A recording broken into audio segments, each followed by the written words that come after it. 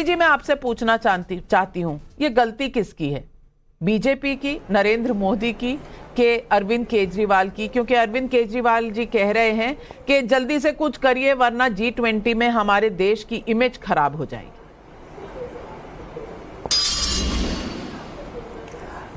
नाविका जी, मैं आपके लिए पहले तो धन्यवाद दूंगा कि आप दिल्ली की ऐसी ज्वलंत समस्याओं को बेबाकी के साथ में रखते हो।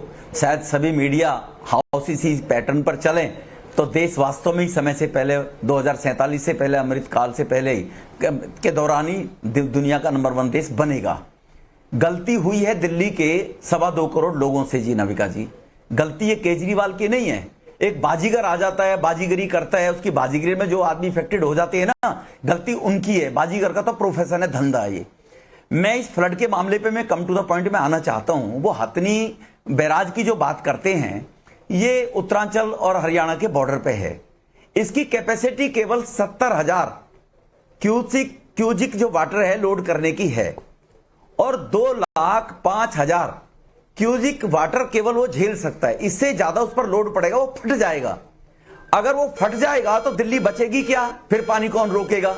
तो पहले तो मैं दिल्ली के उस मुख्यमंत्री को, जो आईटी से पढ़े लिखे अपने आपको कहते हैं सबसे डफर व्यक्ति मानता हूं, कि अपनी गलती को दूसरे के ऊपर डालना। अरे भाई, मैं आपसे पूछना चाहता हूं, अगर हथनी बैराज से आपको 9 जुलाई को इनको 1 लाख क्यूजिक पानी छोड़ा गया था, और इनको हमेशा किसी भी बांध से पूरे देश में कहीं ऐसे छोड़ा जाता है तो अलर्ट कर दिया जाता है सराउंडिंग एरिया के स्टेट्स को, जहां जहां जो इफेक्टेड लोग हैं। आपको 9 तारीख को बता दिया गया था। 9 को बताने के बाद भी केवल 1 लाख क्यूजिक पानी छोड़ा गया था। दिल्ली में जो फ्लड की स्थिति पैदा होती है, 205 जब मीटर क्यूजिक पानी छोड़ा जाएगा तो होती है। वो पहली बार नहीं हुई है, वो देश के अंदर ये पहले भी 50 दफे हो चुकी है, लेकिन केवल 1 लाख छोड़ा गया था। 2 लाख छोड़ने पर फ्लडेड स्थिति बनती है, और 72 घंटे लगते हैं वहां से पानी दिल्ली में आने के लिए। आप 72 घंटे तक क्या करते रहे, मैं पूछना चाहता हूं। आप अगर दुनिया की सारी कमियां जो होंगी वो दूसरे पर डालोगे, और गप गप गप गप जो अच्छी बातें होंगी वो कहोगे मैं केजरीवाल करूंगा। तो इसीलिए ये बिल्कुल जो नौटंकी करके आया था, पीठ थपथपाने वक्त सोचते नहीं है। और रवि श्रीवास्तव जी, सवाल यही है, इतने पढ़े लिखे मुख्यमंत्री दिल्ली को मिले हैं, पैसे की भी कमी नहीं है, शीश महल पे इतने खर्च दिए, तो दिल्ली के गटर पर क्यों नहीं? लेकिन खर्चा हुआ नहीं, सफाई हुई नहीं, और दिल्ली में जो हाल है आप देख रहे हैं। शीश महल हालांकि बिल्कुल ठीक ठाक है। रवि श्रीवास्तव जी, आम आदमी की तरफ कोई अकाउंटेबिलिटी है या नहीं?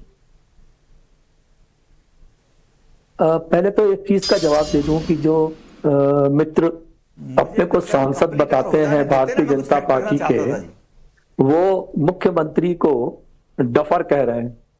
तो ये इसमें कोई ज्यादा नहीं है, क्योंकि जब ये अनपढ़ पास, चौथी पास राजा के पार्टी में काम करते हैं तो इनका भी ज्ञान उतना ही होगा। शायद IIT की डिग्री इन्होंने कभी देखी भी नहीं। Mister Ravi, you are also duffer, you are also duffer. अगर आप बदतमीज है, बदतमीज, पापी आप जो पाप करता है, बदतमीज है जो और कुछ नहीं है। उस पाप में सहयोग करता है, बदतमीज है आप सांसद कहते हैं अपने आप को, आप बदतमीज है 1 नंबर के। मैं तो पता नहीं क्या हूं, ये जनता ने मुझे चुनकर भेजा है, पर आप अपनी गिरबान में झांकिए कि तुम्हारा मुख्यमंत्री जो ये जिसको 72 घंटे पहले बता दिया, वो डफर नहीं है तो क्या है? उसको तुम्हारा भी प्रधानमंत्री ऐसा ही है।